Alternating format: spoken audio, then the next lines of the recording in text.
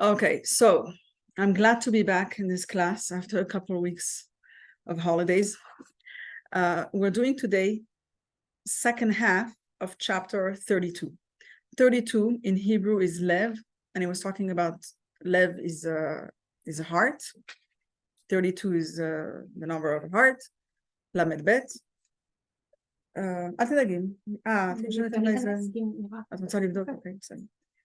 And it's talking all about love. Oh, hi, how are you? Good to see you. I told you welcome. No,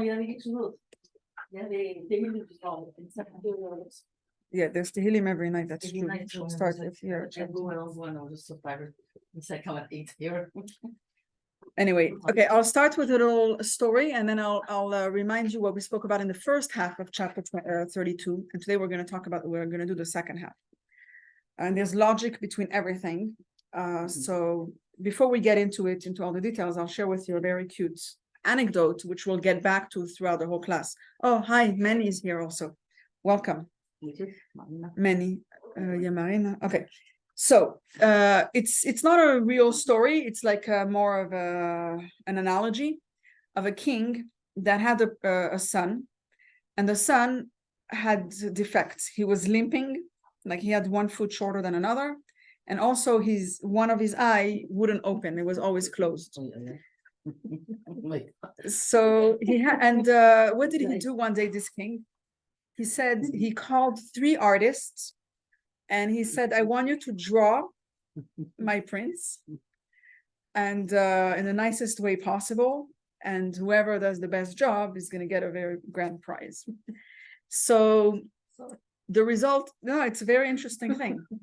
Sorry that you're laughing because the king needs to be so smart and so perfect.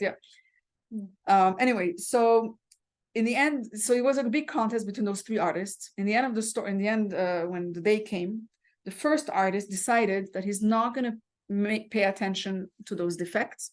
He's just drawing a beautiful prince, looking perfect, as if he never had any issues. And he's making 2 straight legs, and ignoring the fact that this prince has defects, and he's drawing the prince in a beautiful way.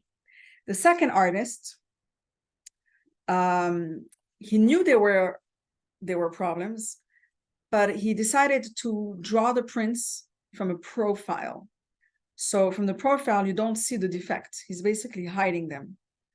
So whatever, that's what he did. So you don't, like, from the side, you see that he's very beautiful. You see only the good, and you don't see that there's one eye that's not opened. You don't see that one foot is shorter. You just see a perfect prince from the profile, from the side. And the third artist decided that he's going to take those defects, he's going to draw those defects, but he's going to bring out the best of them. He's going to draw it in a way, he's going to use those defects to bring out something good about the prince, or whatever. So what did he do? He drew the prince on a horse, and one leg was up and one leg was down, because like that he was in the middle of getting onto the horse or whatever. And then, so you can't see that there was an issue. And also he made that he's in the middle of like that he was using this gun, and he was shooting, and he needed to, in order to look where he's shooting, one eye had to be a little bit closed, like he made as if it's like whatever, like contracted type of thing, and he's looking at so you can't tell that there's an issue, but the issues are there, but the picture, he's using the issues and making them there. So he basically turned the defects into an advantage, into something that is being used for making the picture better. So who do you think won the prize? The one with the horse. You can use the chat, ladies, that I muted. The one with the horse. The one with the horse. You liked the third one. Yeah. Okay. So this is an analogy, as I said, and in the real life, the story is the fact that the king is Hashem, and we are all the princes are all of us Jews, and we all have defects. We all have problems. We all have.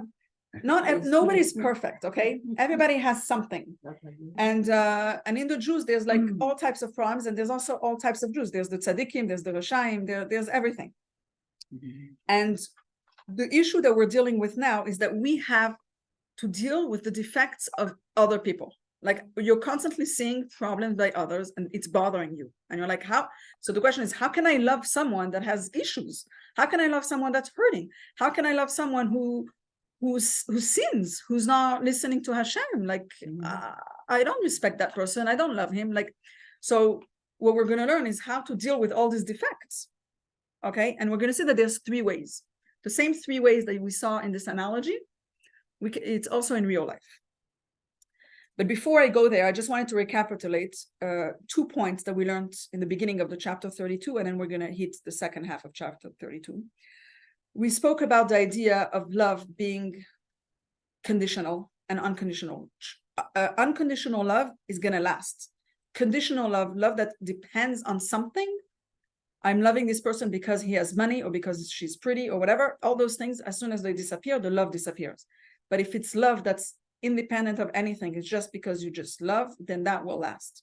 And we learned that any love that's coming from the animalistic soul, which is a selfish soul, which is what can I gain from it, is going to be a love that doesn't last. And a true love needs to come from the godly soul, from seeing the person as an neshama person, from seeing the world, from having our neshama overpowering, from having our godly soul overpowering. Only from the godly soul perspective can we have true love to another person. That's the first thing we spoke about last week. And the second thing we spoke about is that Hillel said that the whole, there was Rabbi Akiva and Hillel, we spoke about that that Ahavat Israel is the whole Torah. It's everything. If you have Ahavat Israel, you have everything. How does that make sense? How is it including the whole Torah when you have like mezuzah, kosher? Like what's the connection between Ahavat Israel and those things? So we went in that in length in last class, but the bottom line that we concluded, just to tell you where we were at, is that the whole purpose of the Torah is to bring holiness in the world. Is that when the godly soul overpowers, and when the godly soul overpowers, when the person his neshama is overpowering the body, then he has real Ahavat Israel, then that means that he got the whole Torah. Okay, like it's all coming, like all making sense together. So, and we also mentioned last week that the Baal Shem Tov taught us to love every Jew, and also the Maggid of Mezrich, which was his student. And the Maggid of Mezrich took it to the next level. He says, don't just love every Jew, but even a Rasha, Gamur, like even if the most evil person, the one that sins completely, even that person you should love. How can you love such a person? How can you love a person that sins? How can you love him? And those are the 3 approaches that we're going to see today, corresponding to the 3 approaches of the 3 artists that drew the issues of the prince. So the first approach, so we're going to also, what's very interesting, what we're going to do is that each one, we're going to learn from a different student of the Maggid of Mezrich. Okay, like, so that's, the Baal Shem Tov was the first Rebbe of Chassidut. He had a successor, Maggid of Mezrich, which was the Rebbe of Chassidut. From him came a lot of different Chassidut, like the Breslev, they all come from the Maggid of Mezrich. And the Chabad Chassidut is the Alter Rebbe, which was one of the students of the Maggid of Mezrich. So one student of the Maggid of Mezrich, his name was Rab Zusha of Anipoli. You may have heard of him. Rab Zusha, he had the first approach. He did not see anything bad in anybody. Like they were just like the first artist who just drew a perfect prince. He didn't see any bad in anybody. And here's what happened. There was basically one day he saw the Maggid, he was in the office of the Maggid of Mezrich, and he saw a person that was like completely not religious, a total sinner. And he comes to see the Maggid of Mezrich, and he is like, what are you coming to see the Maggid of Mezrich? You don't even keep anything. Like, who are you? Like, and then because of that, the Maggid of Mezrich blessed him that he should never see anything bad in anybody. Okay.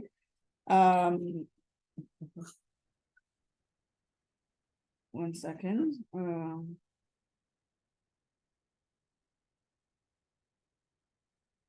whatever. Basically, sorry, what I missed in that story is that I jumped to the end, but the man who was there that was not religious, he left. He didn't end up seeing the Maggid HaMezrich because of that comment. And it could have been that if he would have been nice to him, he could have brought him back to tshuva, but he was just and then what happened is that the Reb Zusha of Nepali felt really bad, and he went to the Maggid of Mezrich and he told him, I really feel bad. So Maggid of Mezrich wished him that he should never see any bad. So he literally never saw anything bad. And it's not just that he didn't see any bad in any person or in any Jew, he also didn't see any bad in the whole world. Okay. I don't know if you remember, we shared the story before of people that didn't know how to be happy, like they were suffering, and they're like, how can you stay happy? How do you not see the suffering? And the Maggid of Mezrich told them, go to this rabbi in that village, and he basically sent him to Abzusha. Abzusha lived in poverty, lived like in suffering, and he was happy. So and they got their lesson from that. So that's this Abzusha who didn't see, he was blessed and he never saw anything bad in anybody. That's the approach of the first artists, okay, that drew the prince perfect, okay, healthy, perfect. So now, what do you think is logic in this approach? That do you think there's logic in this, like in this approach of saying, okay, there's no issues with this person, like there's no issues with this prince, like, so we're not talking about, basically we're not saying that the issue doesn't exist. You're just not looking at it. You're looking only at the good. You're like, this person is pure. He has a pure neshama inside. Like, even though he's limping, even though he has a closed eye, he's a pure neshama, and that's what I'm looking at. He has potential. He's a pure neshama. That's one approach. So until now, what we saw, everything we learned until now in this chapter, and everything I mentioned until now, it sounds amazing. It's like, love every Jew, no matter what, no matter when, no matter how bad he is. Just don't look at the issues, move on. Okay. Now, what if there's really something bad in front of you, and there's really bad people, really evil people? Okay. There's Jews. We're not going to talk about the Arabs. We're going to talk about the Jews. There's Jews that steal. There's Jews that hurt. There's Jews that kill. There's Jews that can be really, really bad. Okay. Like, imagine you have like a really bad Jew in front of you. Okay. So it's really hard to love such a person. We're being told, love everybody, love every Jew, no matter what, no matter when. But how can you love someone who steals or who kills? Like, seriously, like it's really nearly impossible. So also what happens is that if you love the good, you're going to hate the bad. Like, you're going to hate the fact that he's a bad person. If you love nice people and kind-hearted people, you're going to love people that are not nice. Like, it's just natural. And also if I tell you, you just need to love him because he's a Jew, you just need to love him. What happens is that you're basically accepting him, and you're accepting his evil actions. And that's not okay either, because you're basically making him feel good. Like, you're saying, oh, I'm accepting you. Steal all day, but I'm going to accept you. And what's very, very interesting now that's being brought up, a very interesting point, you may not have heard it, but there's a point in the Gemara, in the Talmud, that says that sometimes it's a mitzvah to hate somebody. In certain cases, listen to it. It says, it talks about it. When you see the donkey of somebody that hates you, okay, like we're talking about, like, that you hate, like there's so the Gemara talks about, like, how can it be somebody that you hate? Like, we're not allowed to hate. It says, like, you're not allowed to hate anybody. But it talks about when you see a person sinning, okay, then you're allowed to hate him. Okay, so how does it make sense over here? On one hand, I'm telling you, you have to love everybody. On the other hand, you're like, oh, there's a mitzvah to hate someone if he sins. Like there's a paradox over here. There's something that doesn't make sense.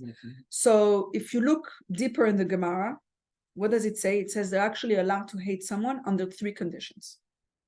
Okay, you can only hate someone, so you can't just hate. But if he's a religious Jew, he needs to be shomer Torah mitzvot. He needs to keep all the mitzvot.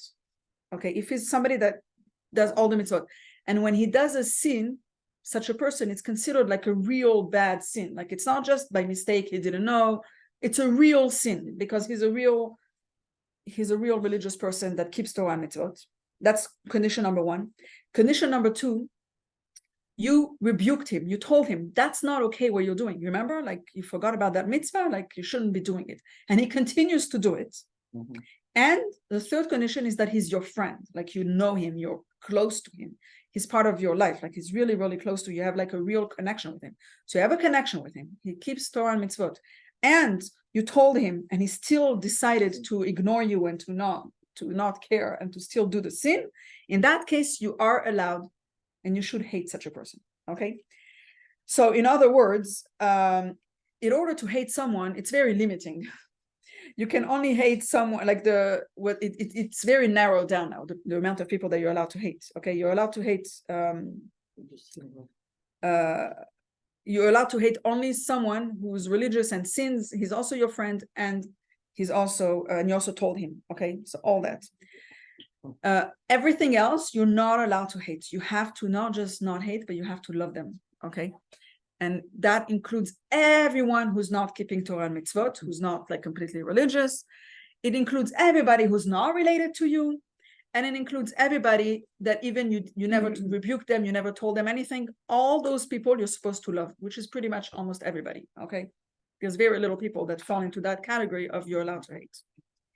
Now, we're going to understand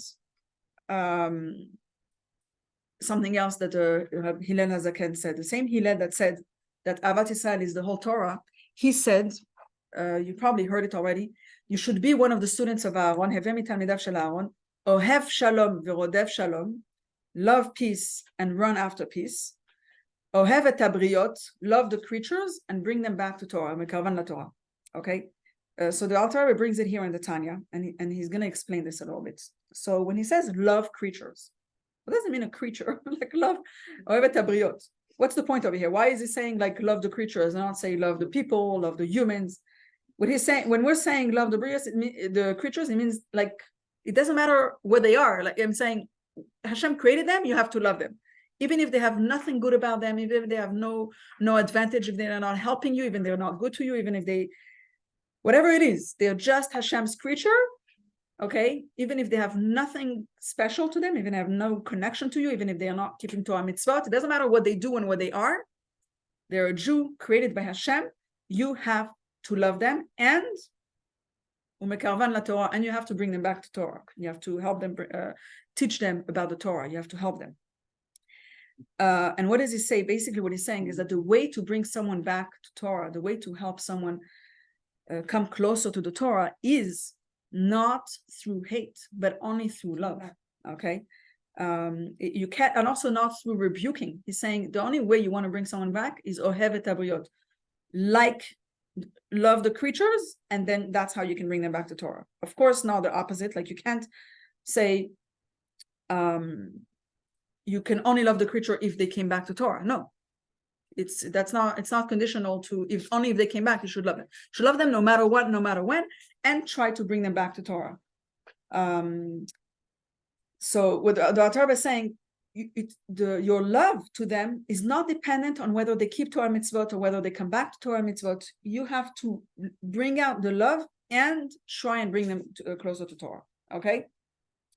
And that's why the Baal Shem Tov was helping every simple Jew. Like that was a novelty of the Baal Shem Tov. Today, everybody does that. Everybody encourages others to light candles, to put on tefillin and all this. But it really, if you look back at a couple hundred years ago, the simple Jews, they had nothing. Nobody cared about them. But the Baal Shem Tov started loving them. He said he went to simple Jews and started helping them. And the point also is that it's not just for the purpose of Torah. Every Jew, we have to be nice to them.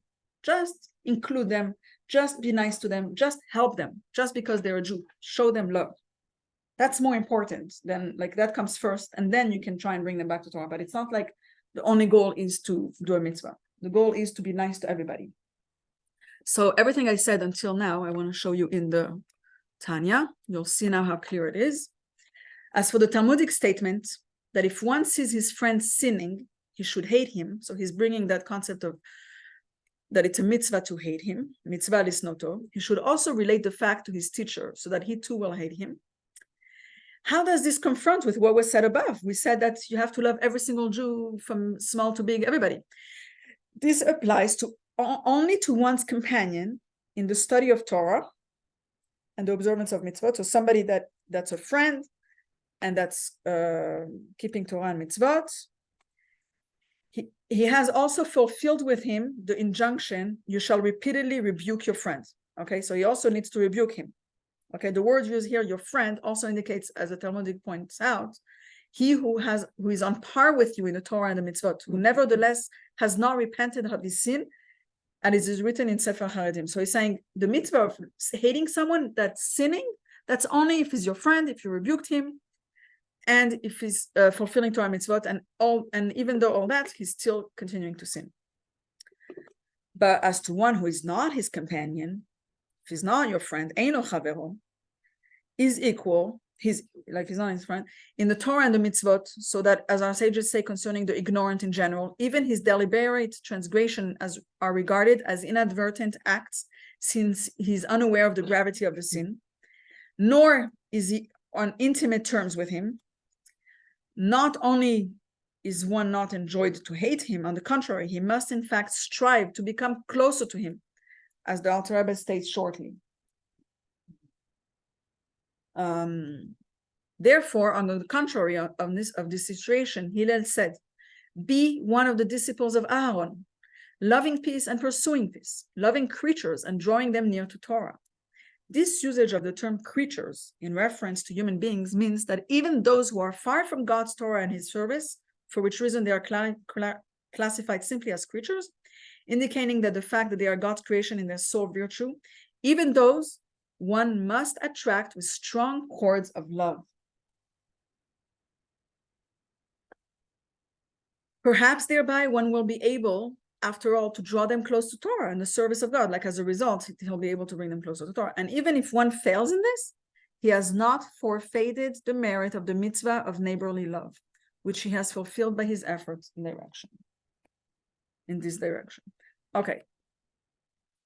Now, I want to share with you a story about the second approach. We learned about Reb Zusha. What did he do? He decided to not look at the problems, to not see the problem. Now, there's another student of the Maggid of Mezrich. His name is Rav Levi Yitzchak of Berdichev. Okay, he is famous for being an advocate, like an advocate for the Jews, like a lawyer, like he always defends. Okay. And so he saw the problem in the Jews always, but he was always finding merit in them. He was always looking for the good. It's like he stole, but he really, so he always looked at the good side of it and not at the bad side. So here's two cute stories, two little stories of him. He once saw a person that was wearing tefillin on his head, and at the same time, he was putting on oil on the wheels of his chariot. But it's like it doesn't fit together, like it's like finish your tefillin, then take care of your chariot. Don't do it at the same time. But he instead of telling him all this, he looked up in heaven. Rabbi Levi Yitzchak looked up in heaven and he said, look how much your children love you. Even when they're putting oil on their wheels, they're still putting on tefillin on their heads. So he's pointing out on the good. And then the second story about him is that he once heard about a Jew who became Christian at the age of 80 years old. And people thought that they'll never, it's impossible to find something good about him. Like, seriously, after 80 years, now he's converting to something else. But Rabbi Levi Yitzchak looks up in heaven and he says, Hashem, look how much this Jew loves you. He fought his Yetzer Hara for 80 years and he managed to overcome the Yetzer Hara for 80 years until at some point he became a little bit weak and the Yetzer Hara won. So this approach is the approach of the second artist, okay, who basically drew the prince from the profile. He saw the good in him. He didn't say the bad doesn't exist. He didn't ignore it, but he brought out the good in him. He only showed the good part of him, basically. He chose to only look at the good. That's another approach. those approaches, I just want to say, they're very practical for us of how we should look at other people. It's like sometimes don't look at it. Sometimes try and find the good in him. But now we're going to go to the hardest part. Okay. We said that, most people you can't hate. Like, okay, a lot of people are sinning and are bad people and you can't hate them. Okay. And a lot of people you can't, it's very, very hard to not look at the sin that they're doing. It's very hard. Like they're really, really annoying people. And you tell them what, like you talk to them and it still doesn't help. So it sounds like such a person that sins and such a person that's terrible, you should just stay far away from them. But the Alter Rebbe says something very beautiful. He says the mitzvah to love, there's two mitzvahs. There's a mitzvah to love every Jew, and there's also there's the mitzvah that we saw also to hate. Those are two separate mitzvot. Okay, they're not dependent on each other. It's not either one or the other, and it's not if you can't do this, you're going to go there. They can both happen at the same time. The mitzvah of ve'ahavta l'recha kamocha, to love every Jew, is not dependent on his actions. You love every Jew no matter what. Okay, and because of that, if you at the same time, if you look at the sins, there are certain cases when you can also hate that Jew. But we have here a very big paradox. What we're saying here, that the same person, in regards to the same person, you can have two mitzvot towards him at the same time. The same person, let's say he's your friend and he's religious and he's sinning and you're telling him not to, and he's still continuing, you have to do both at the same time. You have the mitzvah of hating him, but you also can't, the mitzvah of Ahavta l'recha kamocha is not nullified. It's still there. You have to do both at the same time. So how is it possible? How is it possible to have love and hate at the same time? So the first approach that we're going to see here is that you do both at the same time separately. Like you literally do both. Okay. How do you do the both? So let's go a little bit more into details. You're gonna hate, you're not hating the person as a whole when he, like, let's say that sinner, that religious sinner, that's your friend and that you rebuked, you're not hating him as a whole. You're hating the bad that's in him. Okay. You're not, like, you're hating what he's doing. There's something about him that's bothering you, but it's not the whole person became like nobody. Okay. And at the same time, the love that you have towards him is because you're loving his neshama. You love the fact that he's a Jew. You love him as a whatever, for the good that's in him. Let's put it this way. So also every human being has in him good and bad. Like we all have a godly soul and an animal soul. We all have moments that were good and moments that were bad. Like every human being has good and bad. So the same thing, you can love every person for the good that they have, and you can hate them for the bad that they have. Like I'm saying, you kind of take the whole person into one person. So you like the good in him, you hate the bad in him, all at the same time. We learned also in the past chapters that we are capable of having different feelings at the same time, like even opposite feelings. You can be happy and sad at the same time. You can be happy because you have a neshama. Wait, you can be happy because on a neshama, we're actually going to learn it in the next chapter. It's a fascinating chapter where we're going to talk about that on a neshama brings us happiness, like loving Hashem brings us happiness, because we're in that topic. But we learned that when you look on one hand, you can be happy because your neshama is close to Hashem, and if you're fulfilling a mitzvah and it makes you happy, you can be happy. But at the same time, your body is draining you down. There's something hurting you. There's something bothering you. That's your body saying something's wrong with me, like something's bothering me. But you can have, we're complex people and we have two sides to us. So we can have different feelings at the same time.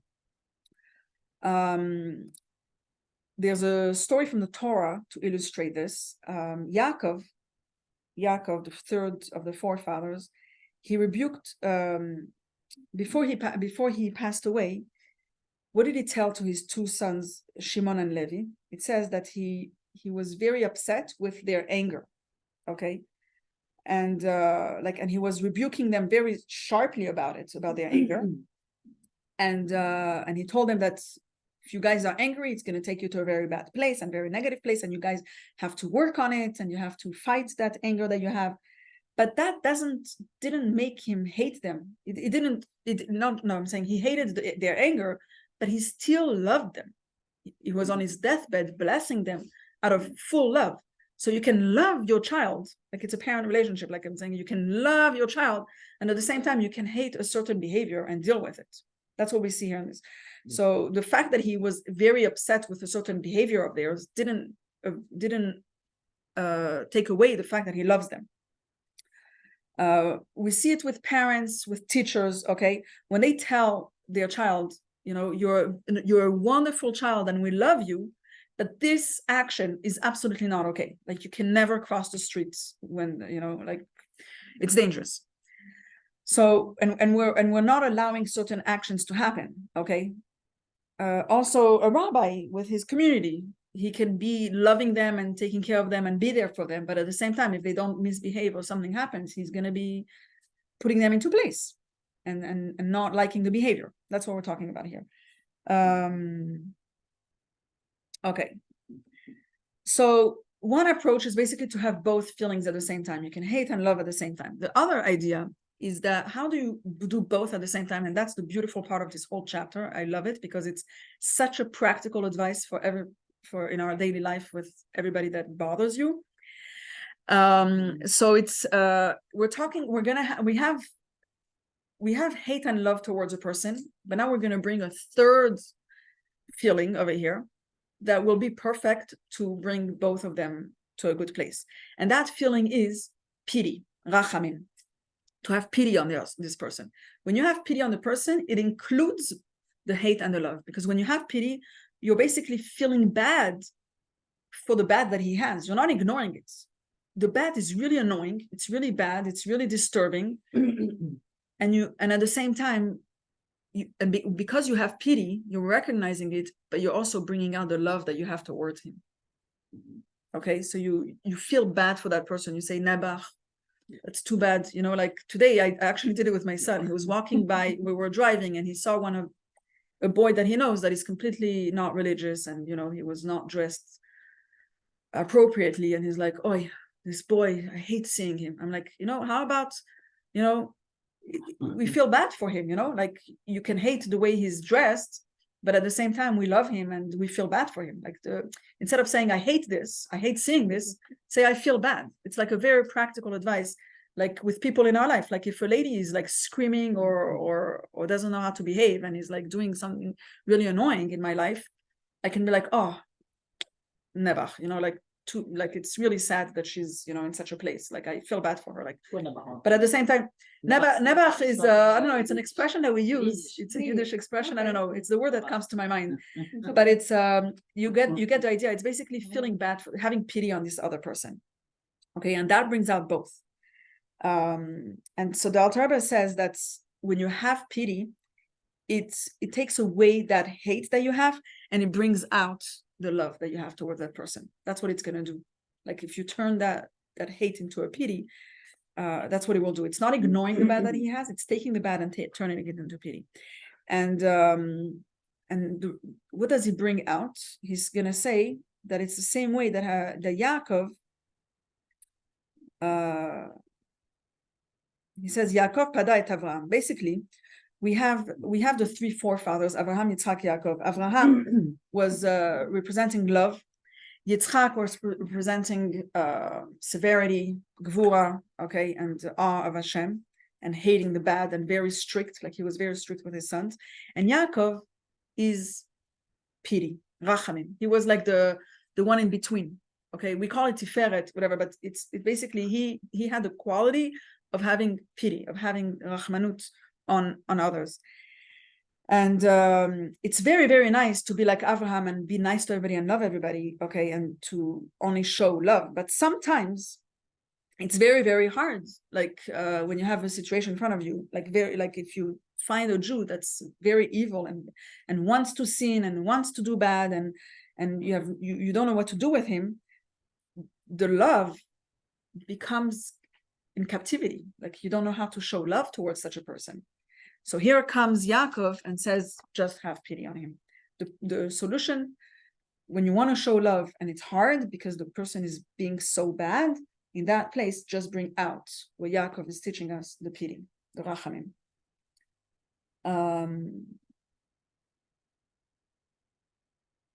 Okay.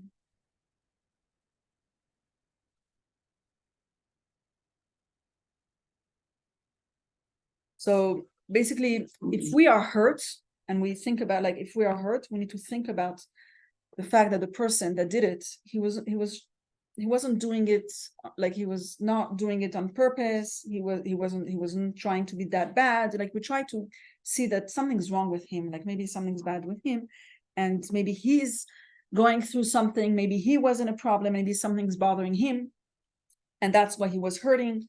And then we start having pity on that person, and then we're able to even forgive him. Like, it can literally slowly bring us to a better place of love and have pity, etc. Okay, I hope you got the idea. It's a very, very nice point. So we'll see how the Alter Rebbe is going to, like, I'll show you this in the Tanya. He says that even a Jew, like, a Jew has a mitzvah to hate in certain cases, and at the same time, he needs to love every Jew. So when we love, we're loving the good that's in him, and when we hate the bad that's in him. And then he says that we should awaken our character of pity, and that will be a perfect solution.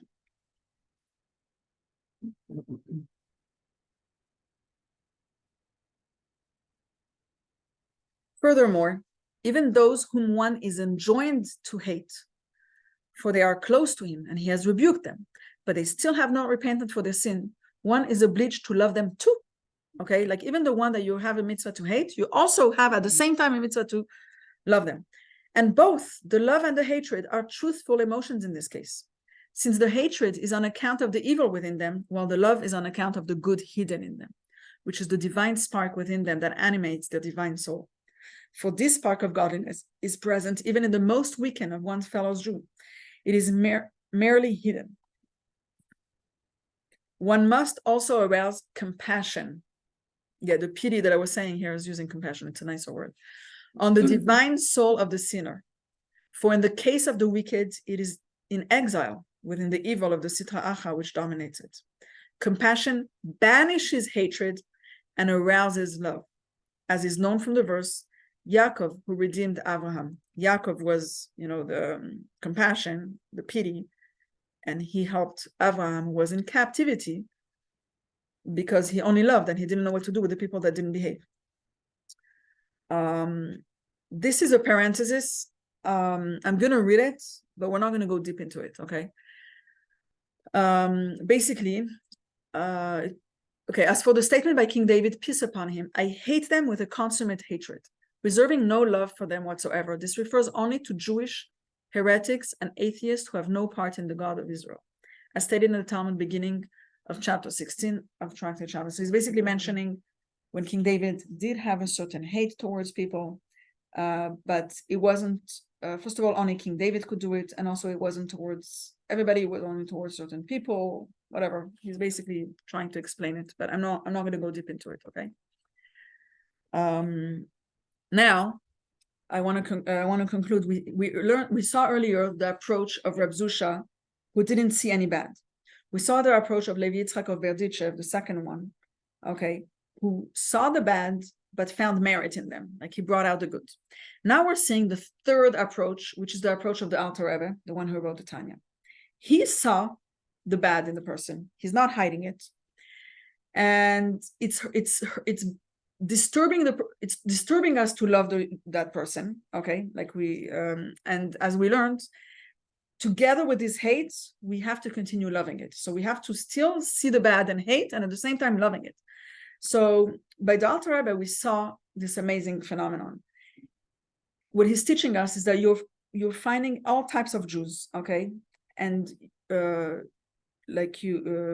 any type of Jew that you're meeting, we have to bring compassion towards them. We have to be nice to them. We have to, even though they're sinners, even though they're not nice, even though they're doing different bad things, because what he's saying is that we are hurting because they are in such a trap. They're in a bad place. They're hurting.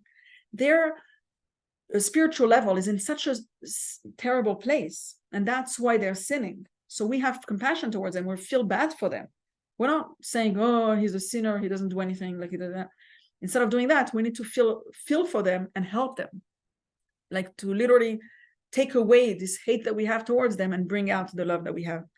And that's how the Alter Rebbe, he actually started the whole Hasidut Chabad. Okay, what do we see? What did all the Chabad Rebbes teach us? It's literally to bring back Jews and be nice to Jews, even the Jews that are sinning, even the Jews that are not keeping Shabbat, not keeping kosher. We are there for them and helping them. Okay, like our Rebbe, he did this chapter 32 of Tanya like perfectly. Like he loved every single Jew unconditionally, no matter what, no matter when, and he saw the bad and and brought out the best of them. And so I'm gonna share with you one story. There was one person, his name was Rav Ed Edelman. Okay, he was a shliach of the previous Rebbe in Massachusetts, and he saw when he was younger, he saw that the Rebbe was coming out of being with his father-in-law, the previous Rebbe. They were together. And the Rebbe asked the previous Rebbe a question. He says, 1 second, why are all these people that are not religious coming to you? Like, they're not doing anything. Like, why are you, is it the right thing to bring all these non-religious closer and like maybe when you're trying to tell them what they're doing wrong, it's going to make them feel further. Like, what's the point of this whole thing? And the previous Rebbe, which is the 6th Chabad Rebbe, this is like the whole, like what we're learning here. He says, parents love their children. But when there's a child that has a disability, you actually develop towards them even more love and even more special love because of their disability. So we need to bring out our love to every single Jew.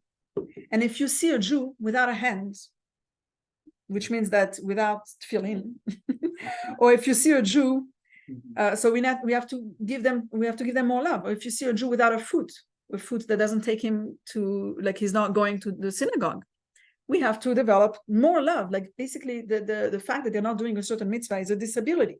We have to develop towards them a special love, like more love, an extra love, just like a child with a disability. And that's how the previous Rabbi looked at every Jew. And that approach is the approach of the third artist that we spoke about all the way in the beginning. Okay, he saw the defect of this prince, and he took those problems, those issues, and he turned them into something good. He turned them into, let's make the picture even more interesting. Let's take those very things and make this something special. So for us, when we see a Jew that doesn't have a foot or doesn't have a hand, which means that in a way or another, he's further from Torah and mitzvot, specifically towards them, we need to have more love and special love because they have this disability. Like, not have more hatred, but have more love. That's the whole point of what we're learning here. So we need to love even the people that sin, and we need to love the good that's in them, hate the bad that's in them. But the idea is to develop compassion towards them, develop pity towards them and compassion, and be nice to them. So we learned all about Ahavat Israel in this chapter, and we learned 3 approaches on how to love a Jew, even though there's something bad in him, okay? And Hasidim say that it's basically, literally, 3 ways of loving even ourselves. We say, V'ahavta l'recha kamocha. We should love ourselves. We should love everybody the same way we love ourselves. So all these ways, we do it towards ourselves, by the way. We don't look at our problems. Like we ignore our problems. And if we have a problem, we're gonna bring out the good that's in us, And if we have something wrong, we're gonna try and turn it into something good. That's what we do to us. That's what we have to do to others. We learned from the first one, Abzusha Vanipoli, that he saw only good in people. Okay, just like a person sees in himself only the good. Okay, like we only see ourselves as good people. We think we're like perfect. Okay, and we don't even start seeing the bad in us. Like it's like we barely see the bad that's in us. That's like the first approach. The second approach, we see that he find merit in every Jew. Okay, just like us, we barely see a problem in us, and if we find a problem, we're like right away putting it down and saying, oh, I actually did something good. Like we bring out the best of us. And we learned from the Alter Rebbe that he saw the potential in every Jew, and he brought out and loved every Jew unconditionally. That's just like ourselves. We love ourselves no matter what. And we continue to love ourselves even if we see the bad. Like we see the bad and we're continuing to loving ourselves, and we're trying to make the best out of this bad. Okay, that's why we say ve'ahavta l'reacha kamocha. That's the bottom line of this chapter. That the way we behave to l'reacha, to our friend, to our fellow, needs to be kamocha, like ourselves. Okay, so to begin with, we should only see the good. If you see some bad, you bring out the best of it. You bring out the good. Okay, you find the merit in him. You figure out what he did do right. And if it's terribly bad, then you start developing compassion and start loving him unconditionally. Okay, I hope those are practical lessons for ourselves, for our lives. For everybody. I think this is really a cool thing, because when we have hate, and we shouldn't be hating, and we're aware of it, start just having compassion towards that person and realizing, maybe that person is in a bad place. Maybe that's why he behaved that way, and you feel good. You feel much better, and you also don't take it personally as much as possible. It's definitely work, Easy. But anyway, we learned a lot about in the past chapters about about sadness, and we're going to go back, and about like working on ourselves. We're going to go back to happiness next week. Next week, by the way, we don't have class. I'll tell you in a minute. I'm going to New York with a group. You going? Of course I'm going. Nothing. Anyway, but basically we're going to see how believing in Hashem, trusting Hashem, can bring to real happy joy. Very, very happy. Like the biggest joy comes from believing in Hashem, and that's what we're going to learn in chapter 33 in the next chapter.